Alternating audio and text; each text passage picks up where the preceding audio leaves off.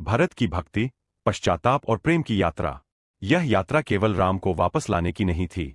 यह यात्रा थी अहंकार के त्याग की, भ्रातृप्रेम की और सच्ची भक्ति की। भरत जब निषाद राजगुह से मिले तो निषाद राज बोले, जिस मार्ग से मेरे मित्र राम गए हैं वही मार्ग आपको दिखाऊंगा। और इस प्रकार श्रृंगवेरपुर से गंगा नदी पार कर भरत जी निषाद राज और विशाल जनसमूह के साथ प्रयागराज पहुंचे। वह पावन भूमि जहां गंगा, यमुना और सरस्वती का संगम होता है। यही था महर्षि भारद्वाज का तपोवन। भारद्वाज जी त्रिकालदर्शी थे। भरत का हृदय, उनकी पीड़ा, उनका पश्चाताप, सब उनके लिए खुली पुस्तक समान था। फिर भी महर्षि ने भरत का भव्य स्वागत किया। ऋषि भरद्वाज ने अपनी योग सिद्धियों से ऐसा दृश्य रच दिया मानो धरती पर ही स्वर्ग उतर आया हो।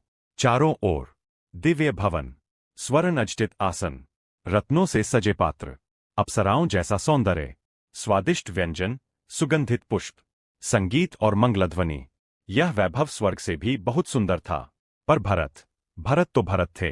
भरत जी ने उस वैभव की ओर न आंख तक नहीं उठाई। उनकी दृष्टि झुकी हुई थी, हृदय बोझ से भरा हुआ था। वे बोले, हे मुनिवर, यह सब वैभव मुझे शोभा नहीं देता।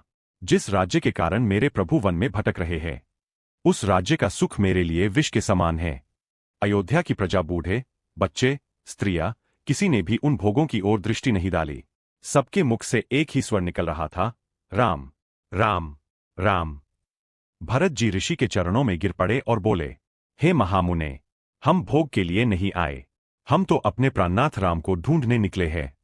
हमें केवल उनके दर्शन करा दीजिए, वही हमारे लिए स्वर्ग है। ऋषि भरद्वाज का हृदय भर आया। उन्होंने भरत को उठाकर कहा, वत्स, तुम्हारा हृदय निर्मल है। तुमने सिद्ध कर दिया कि सच्ची भक्ति वैभव से नहीं डिगती। भारद्वाज जी ने भरत को चित्रकूट का मार्ग बताया और कहा, वत्स, तुम्हारे भ्राता राम इस समय चित्रकूट पर्वत पर है। यह सुनते ही भरत के नेत्रों से अश्रुधारा बहने लगी। भरत जी बोले, अब एक क्षण का भी विलंब नहीं। जब तक प्रभु के चरणों में न गिर जाऊं, यह जीवन व्यर्थ है। इस प्रकार प्रयागराज से आगे भरत मिलाप की यह यात्रा चित्रकूट की ओर बढ़ चली। यह यात्रा थी अहंकार से विनय तक, राज सिंहासन से चरणधूल तक और संसार से राम तक। यदि यह कथा आपके हृदय को स्पर्श करे तो इसे लाइक करें, अपने भाव कमेंट में लिखें और आगे की कथा देखने के लिए चैनल को सब्सक्राइब अवश्य करें। जय श्री राम, जय सीताराम।